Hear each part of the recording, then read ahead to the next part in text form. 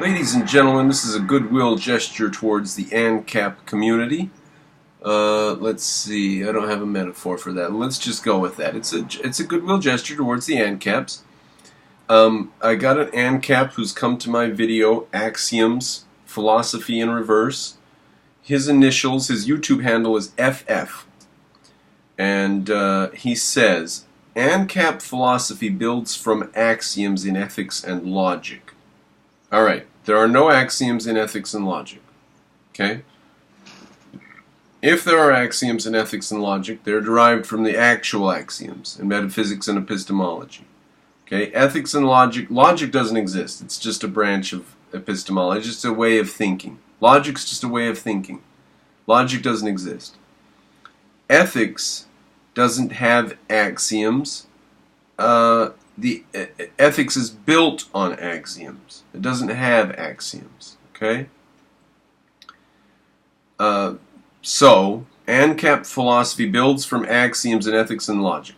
The reason, which it doesn't, there are no ethics there. The reason why it does this and does not see the need to go deeper, okay, please tell me why. Please tell me why you use these axioms, which there are none. There are no axioms in ethics or logic. So, why do you not think that you need to go deeper? The reason that we don't need to go deeper is that the axioms we choose are not controversial ones. Well, how about this? How about I'm willing to pay my part for a group of men with guns to come and enforce my axioms on you and stop you from using your axioms. I haven't even heard what your axioms are, but I'll bet dollars to donuts I'm willing to stop you from enforcing them by law. So, would you regard it as a controversy if my group of men with guns showed up at your house inside of the bounds of our nation and told you that you've got to cease and desist? Would that be controversial? Because if you start trying to enforce your Ancap nonsense, the police, the FBI, people will come. So, would that be a controversy? If so, then your axioms are controversial. Now, why would you care whether your axioms are controversial or not? You should start with axioms that check in from reality. He says he doesn't care to go deeper because there's no controversy about it. Well, will you go deeper now that there's a controversy? Now that I've offered men with guns in case you try to enforce your axioms? Now will you admit there's a controversy? Or do you dismiss me and my group of people, the objectivists? Do you say, oh, there's no controversy except for some people? What's your stance then? So now that you realize there's controversy, now you're going to be willing to drill deeper and go to deeper levels of philosophy. Right? That's what you say here. No, well, that's not what you say. That's what it implies. But you're probably not convinced. Okay. He says the goal, we skip a bit, the goal of the non-aggression principle is to consistently apply the standard of non-aggression.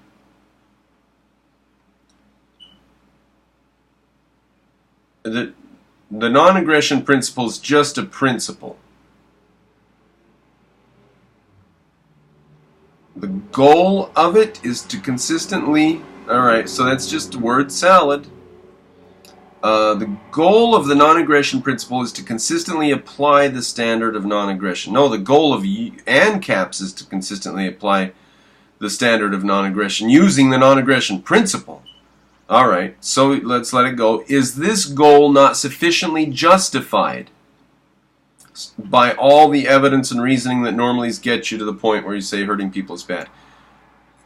Your goal of stopping aggression is justified. Yes, it's already happened. It's called the Constitution of the United States of America. The goal of stopping people from using physical force against each other is not just justified. That is what civil society consists of. That is what freedom consists of, is stopping people from using physical force against other people. That is the definition of freedom. Okay? The Greeks said, we obey only the law. We obey no man. We obey only the law. Now, when you reach the point where you realize that the law is the basis for freedom, and that we are free because we have laws that stop the use of physical force, when you realize that, then you can stop with this garbage nonsense you're doing here. Okay. If there are nuances in your understanding of these axioms, what axioms? You haven't given an axiom. What axioms? Then you are welcome in the discussion of how we best interpret them. Interpret what? You've given no axioms. Give me the axioms. Where are these axioms? If you think we need to check in with reality, then demonstrate how reality conflicts. Well, I'm doing it right now. I, for one, would not mind having an entirely utilitarian-based discussion. Well, what does utilitarian mean? Does that mean useful? See, I just don't agree with the use of the word utilitarian. It's just a floating abstraction to say usefulness. Is that all it means, is useful? So you want a conversation that's based completely on usefulness. And I will still demonstrate to you that a state is morally indefensible. Okay, well, freedom exists only under the law, buddy, all right? I don't care about your moral injunctions. I don't care. You don't get to have your moral injunctions unless you're free to act as an independent agent, all right? Your little moral injunctions start after we have made laws against the use of physical force. You get to run around doing your moral thing because we have men with guns and police and jails and sophisticated behavior we call law. All right? You and your moral crap is not going to be anywhere in a state of anarchy when people are hitting you over the head and killing you. All right? You don't even get to think about or practice morality in a state of barbarity. It reduces to sheer survival. All right? Morality only occurs in a state of law. All right? Now, not all states of law are equal. Okay? That is not a claim that I've made. Okay? So do not say that Soviet Russia and the United States of America are equal. Okay? The very idea of having rationally derived, consistent morality offers a utility advantage. Well, what does it matter if it offers a utility advantage? Either your ideas come from reality or they contradict reality. That's the real question.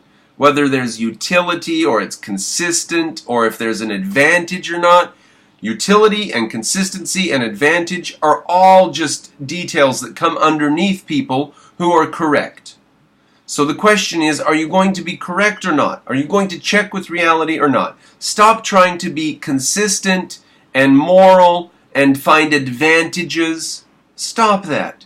And start trying to reason your way through things and be logical. Okay?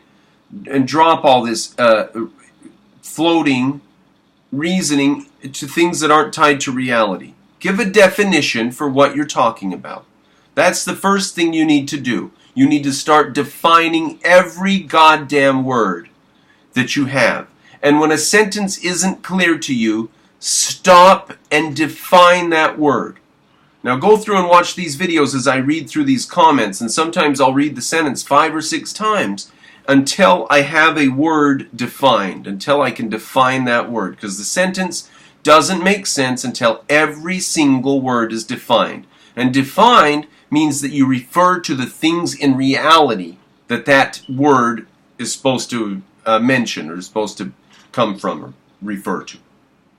There's a lot of reference there. Okay, now am I being clear? Mr. FF, you and your axioms in ethics and logic? There are no axioms in ethics and logic. There are only axioms in epistemology and metaphysics, and they're very short. They just say you are and you can think. Now get on with it.